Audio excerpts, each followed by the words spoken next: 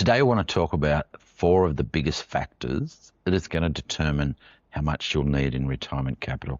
And by retirement capital, we mean superannuation, portfolio, property equity, those types of things. So not your house, but how much you're going to need in capital.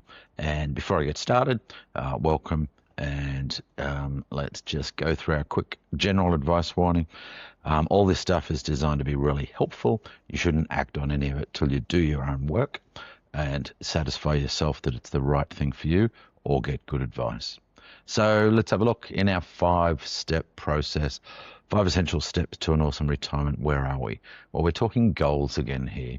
And yeah, it's quite obvious, but whether it was a holiday plan, a financial plan, a business plan, you can't get to a place, you can't hit a goal that you haven't defined. So very important that we define those goals. And you'll see how much income and how much capital are two of the most important goals in retirement. And they're not necessarily the same, because you can have two people that both are chasing a certain amount of income, let's say $100,000, but they could get that with different amounts of capital depending on all the factors that I'm going to talk about today. So, and it's quite a wide range as well. So let's have a look at the 4 big factors that are going to determine how much you're going to need. Firstly, how much income do you need or want each year? And this varies massively from person to person. It could be 50,000 a year, not likely though. It could be 100,000 a year, could be 150,000, could be 200. And it is chicken and egg, because it tends to be the more you've got, the more you'll want to spend. But I'm going to show you in a minute how different amounts of capital can generate the same amount of income effectively. So, and I'll show you with some very specific examples. Really important is how long you want that money to last. So if someone wants their money to last, say, 20 years versus someone that wants it to last for 30 years or 40 years, clearly the person that wants it to last 30, 40 years is going to need more to start with. That leads to legacy. So how much the people want to leave money to their kids. You've heard of the ski club or not, but ski club is just spending the kids' inheritance. So we'll get people who go, for one reason or another, they're happy to spend down their capital over their lifetime and leave the kids whatever's left, the house and the change. Whereas some people will very specifically want to know they can help their kids and leave them a decent legacy. Once again, no right answer, no judgment, only what you work out. I've observed many people observe their kids and say, wow, they're doing better than we did. They're going to absolutely fine on their own. Let's loosen the belt and spend a little. And we'll touch on some numbers in a minute. And the last of the big ones is what returns you consistently get on your investments. And this is critical. So someone who gets a consistent 8% or 7% return on their investment will need less capital than someone who gets 3 or 4% because they've left their money in term deposits or cash, or they've made lots of mistakes, or they haven't picked the right type of investments. So these are the big 4, but there's dozens of other things that affect how much you're going to need. Everything from whether you're going to work part-time, whether you're going to receive a legacy, which is in number 3 here, whether you want bucket list stuff, whether you're going to downgrade your house, whether you're going to upgrade your house, all these types of things. Generally about house, travel, legacy are the big ones. But let's dive in and have a look at each of these in turn. So I want to look at how much income firstly, and to state the obvious, if all other things were equal and you had someone that wanted 80,000 a year and someone that wanted 160,000, the person that wanted 160,000, once again, with all other things being equal, would need twice as much. But all other things are often not equal. And let me jump into a worksheet that we use in our How Much workshop, which you can find online. And the workshop's both training and a calculator. But on the How Much Capital page, which you can see now on the screen for those of you watching, and I'll describe it for those of you listening, you can see what we've got here is different timeframes and different multiples of your income. So let me explain this in a simple way. If I want 120,000 of annual income, or 10 grand a month, and I want to work out how much capital I need for that, I just simply apply my assumed growth rate and the time frame to come up with that. Now, I'm going to talk about the assumed growth rate shortly, but let's just say a balanced return. Inflation plus 5 for this like-for-like comparison. So if I've got someone that wants to spend, they're happy to spend all that down in 20 years. They're 65, they go, you know what, I'm happy to live off Centrelink when I'm 85, or reverse mortgage, or I know I'm getting an inheritance myself. But let's say they're happy to spend it down over 20 years. They only need 13 times the amount of their capital, and that's about 1.5 million. So that 1.5 million would deliver them 10 grand a month for the next 20 years quite comfortably. So, but take someone who decides they want that to last forever. So they want to preserve their capital. They want to, whatever they start with in retirement, they want to preserve to leave to their kids, their grandkids. They would need 22 times, which would be 2.4 million. So you can see 2.4 million versus 1.5 million. And if you only wanted to spend that much for 10 years, which is not likely depending on the age and the typical age of the listeners of our stuff here, but yeah, 10 years you get away with 948,000. So you can see if I just compare 20 years and preserve your capital, 1.5 million to 2.4 million. That's all other things being equal. But all other things are never equal. And one of the things we just looked at is how long you want your money to last.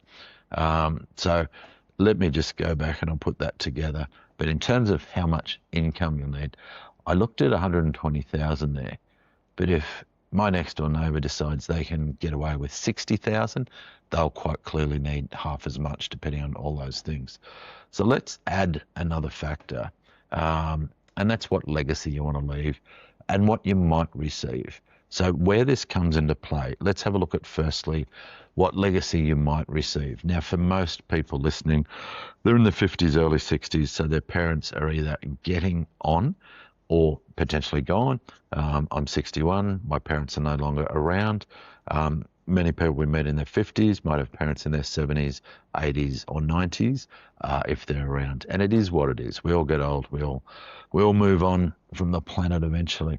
So when we look at our parents, we might be in our 50s, and I had a meeting with some clients this week who are in their early 50s, and we went through what impact their parents might have on them financially, because it's always good to work out what impact your parents, if they're still around, are going to have on you.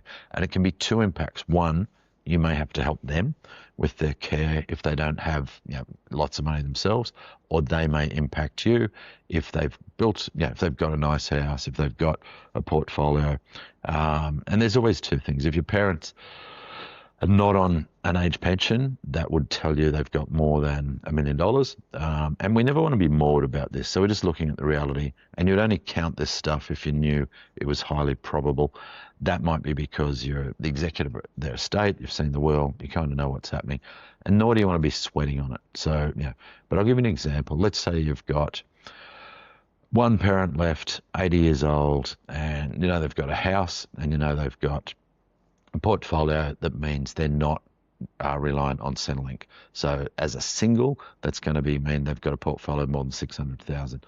If their house is roughly, 1.5 million, then that what they're going to have left over, subject to what they spend on care, is about 2 million. Now, you might be one of two siblings, so you might know that that's going to mean $1 million is going to come your way eventually.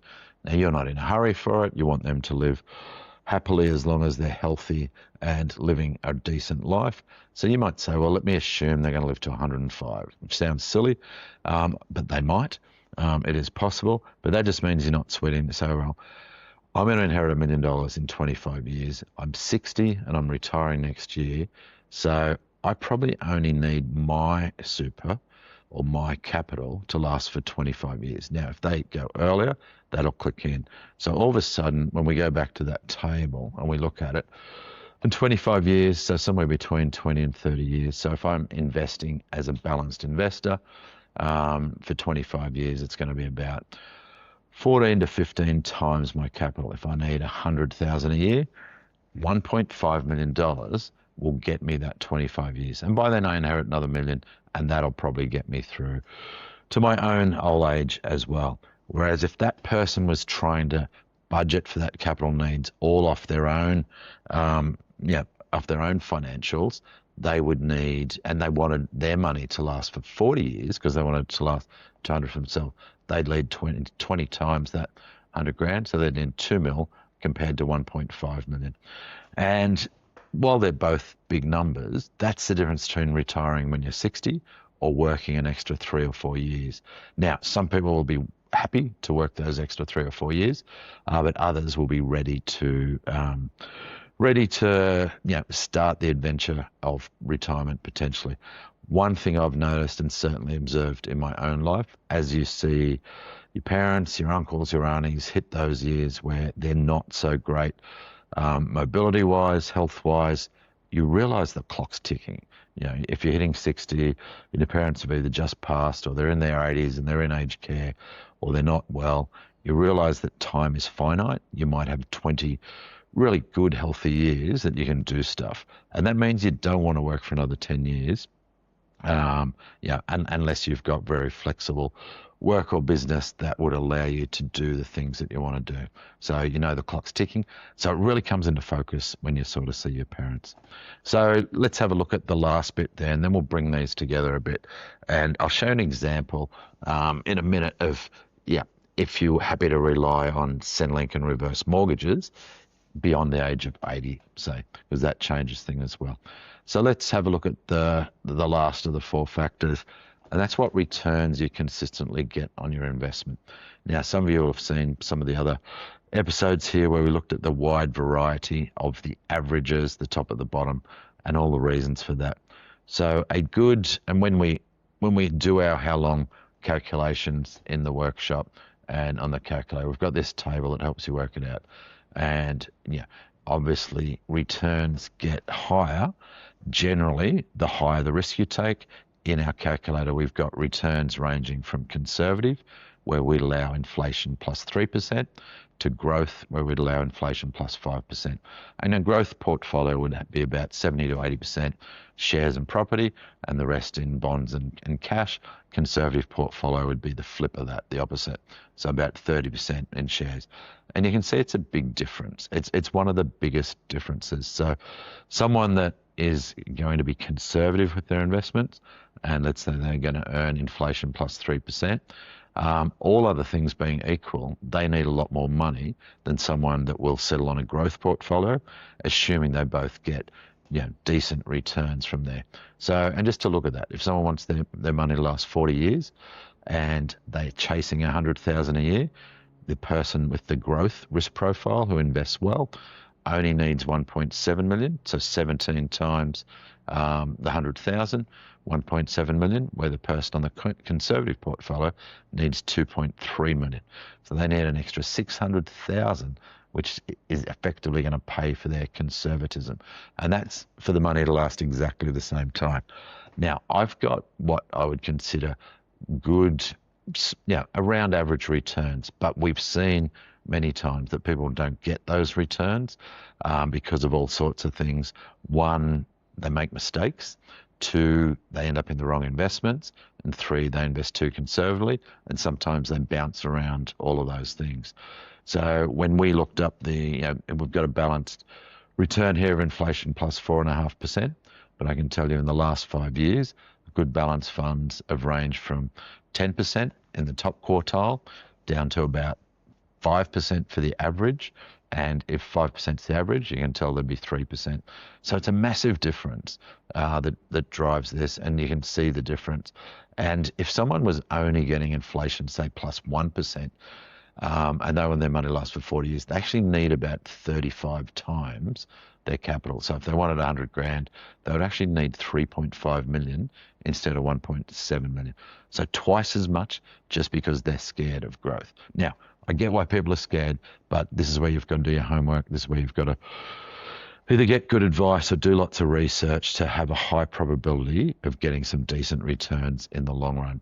Particularly if you want your money to last, you'll see the difference gets smaller as the time frame gets shorter. So if you were, and this is why one of my influencers, Noel Whitaker, often said, return on your investment is really important when you're starting out in retirement, but once you move into your 80s and 90s, return of your investment. So getting your capital back is important, because you can see when you've got, say, 10 years to go. So let's say you're hitting 90 and you have a few money to run down in 10 years. The difference between a growth multiple and a conservative multiple is only 1 times, so 7 to 8 times. Whereas when you're getting started at, say, 55 or 60, that difference is 20 times versus 33 times. Massive difference. So once again, on 100 grand, that's the difference between 2 million and 3.3 when you're starting, or 10 years to go, it's the difference between 786,000 and 863,000. So not much. So as you're going into retirement, as you're looking at, yeah, and if you're somewhere in that 55 to 65 range, you've got a long time you're going to be planning for generally, unless you're planning on downgrading a house. You know you're going to inherit all those types of things. So that return is really critical. Now, I thought I'd throw in here an analysis, because we see some people say, well, you know what? We've observed our parents. We know there's 20 really good years that we've got. And then we're probably kind of happy to be not traveling, not spending as much.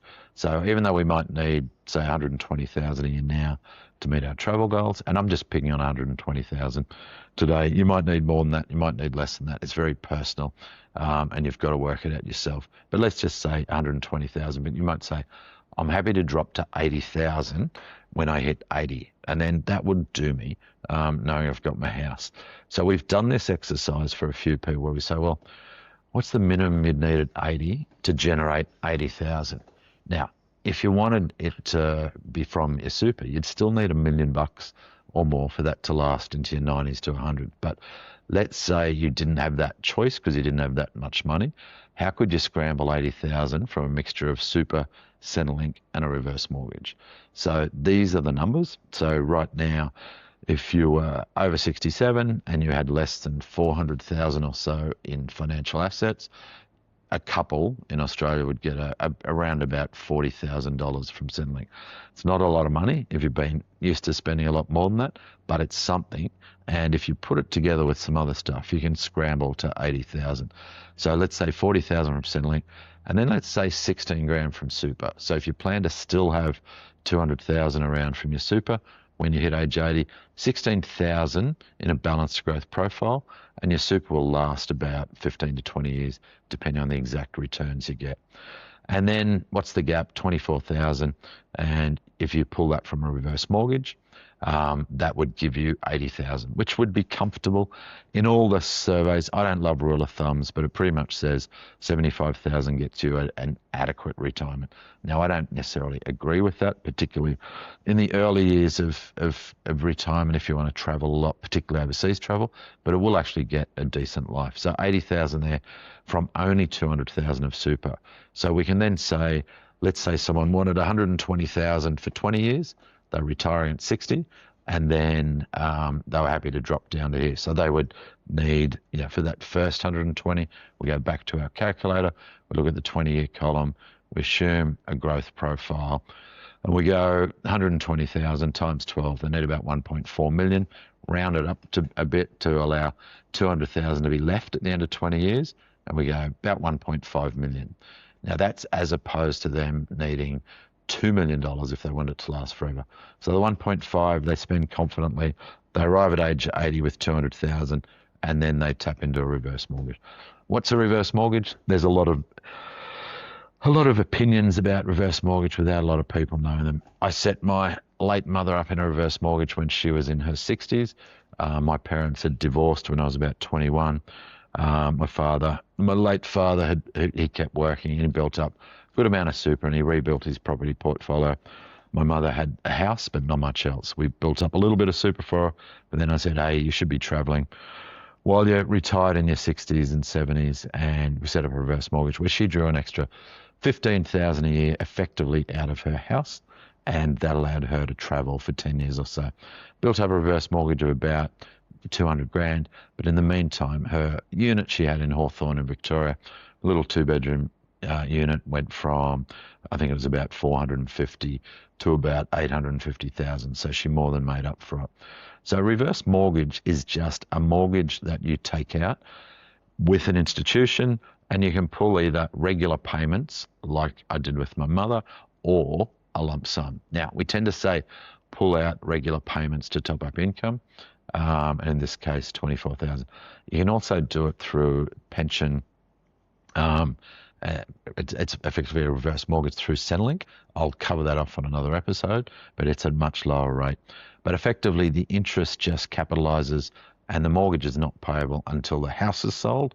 So that's either when you sell it to move on to aged care, retirement village, or whatever, or when your estate sells it after you're gone. Now, the thing with the reverse mortgage is you don't have to make any payments, so the interest just accumulates. Now, if you had a $24,000 a year that you're pulling out a reverse mortgage at their current rates over 20 years, so by the time this person was 100, they'd have a reverse mortgage of around $1 million. Sounds like a lot, but let's say you were 60 right now and you had a property worth 1.2 million.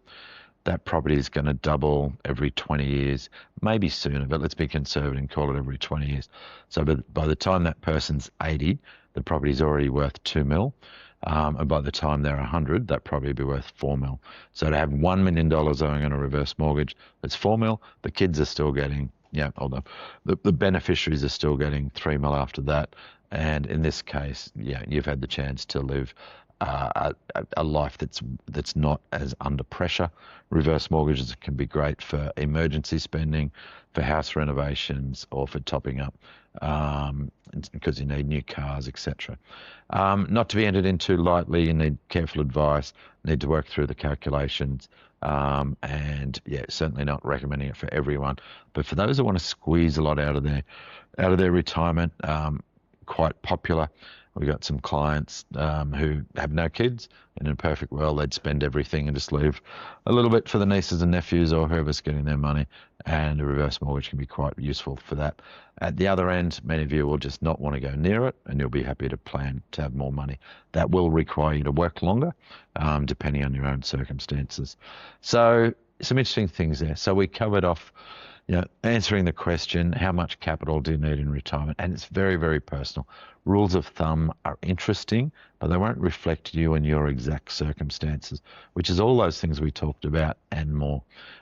We've looked at 4 factors that have a big impact on how much, and that's how much income you need, how long you want it to last, what sort of legacy that you might want to leave to your kids, or what sort of legacy you might get from your parents, as well as the returns. They're all important, and if you get the wrong end of all of them, life is much tougher in retirement. If you get the right end, retirement is awesome.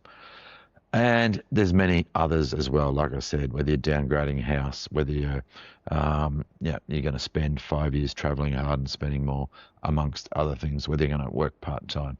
So lots of factors.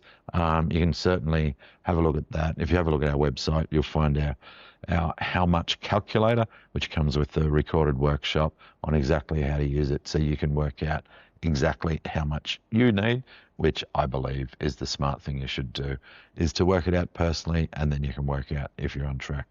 Hopefully you enjoyed that and you get something out of it. Until next time, Rob McGregor signing off.